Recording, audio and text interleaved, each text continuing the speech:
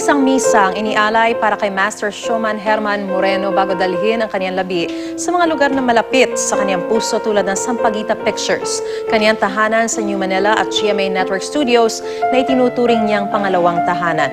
May news to go si Nelson Canlas. Nelson? Maris, nakalaan ng isang buong araw ngayon na puno ng pasasalamat at pagmamahal para kay Kuya Germs. Napapaligiran ng mga malalapit na kamag-anak at kaibigan ng mga labi ni Kuya Germs nang ilipat ito mula sa kapilya papunta dito sa simbahan ng Mount Carmel sa Quezon City. Kasalukuyang isinasagawa ang isang banal na misa para sa kapayapaan ng kaluluwa ng Master Showman. Matapos ang misa ay magsasagawa ng isang motorcade at lilibot ito sa mga lugar na malapit sa puso ni Kuya Germs. Unang dadaanan ang lugar kung saan nakatayo ang Sampaguita Pictures, ang produksyon kung saan lumago ang karera ni Kuya Germs bilang artista.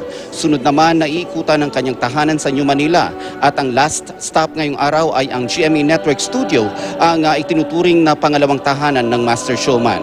Magkakaroon ng public viewing maghapon hanggang alas 5 at alas 6 naman ay magkakaroon ng necrological services at tribute para kay Kuya Germs. Samantalang bukas naman bandang alas 9 ay ilalagak na o dadalhin sa kanyang huling hantungan ang mga labi ni Kuya Germs sa Loyola Memorial Park sa Marikina. Balik sa iyo, Maris. Maraming salamat, Nelson Canlas.